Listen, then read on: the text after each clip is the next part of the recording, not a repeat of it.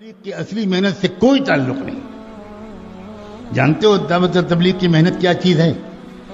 ایک نوجوان تھا جو حضرت مولانا الیاس رحمۃ اللہ علیہ سے بڑی محبت اس کو ہو گئی.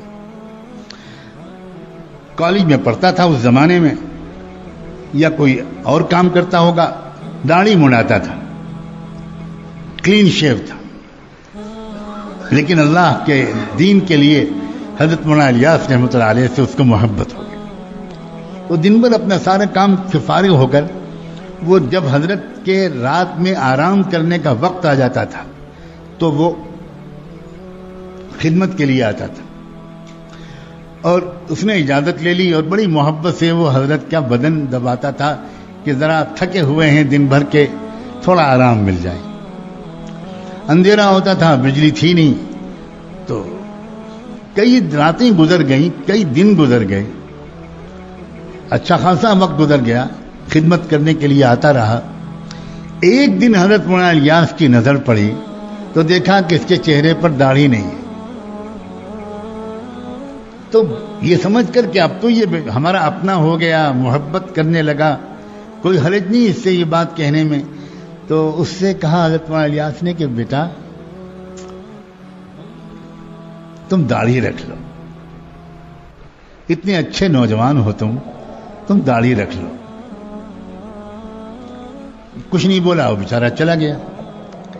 لیکن ابھی اس کو فوراً داڑھی رکھنے کی ہمت نہیں ہوئی، تو اس نے پھر حضرت مولانا الیاس رحمۃ اللہ کے پاس آنا ہی چھوڑ دیا، ڈر کے مارے، شرم کے مارے کہ میں نے ان کی بات نہیں مانی، کیسے جاؤں ان کے پاس.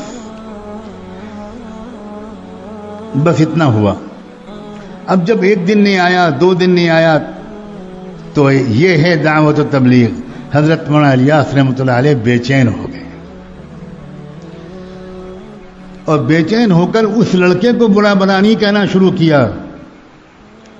اپنے ساتھیوں سے کہا کہ میری مغفرت کی دعا کرو، مجھ سے کتنی بڑی غلطی ہوئی ہے، میں بھی کیسا بے سلیقہ جلد باز انسان ہوں. اتنا پیارا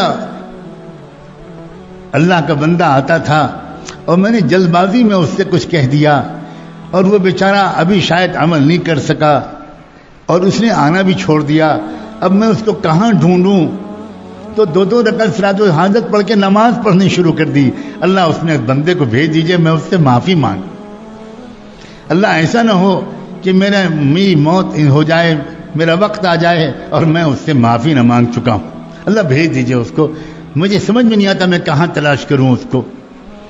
چند دن کے بعد ان کی دعاؤں کی قبولیت کا یہ اثر تھا کہ وہ نوجوان شرمایا ہوا بہرحال آ گیا،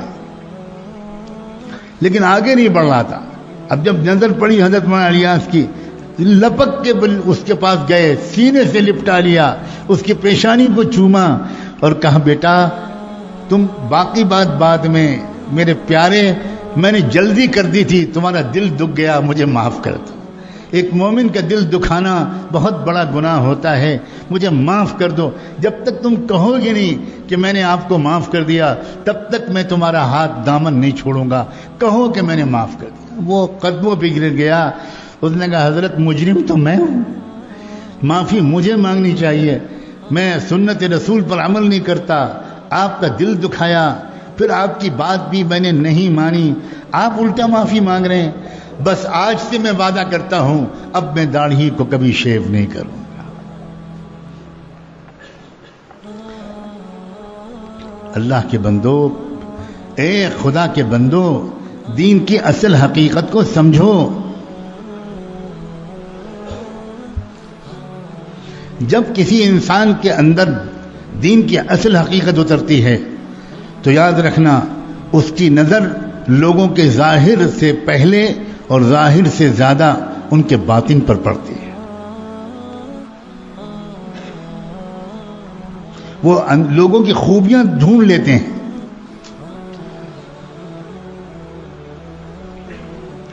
اس لیے ظاہری طور پر کچھ دینی شکل صورت بنا لینے پر مطمئن اور قانع ہو کر نہ رہ جانا، اس کا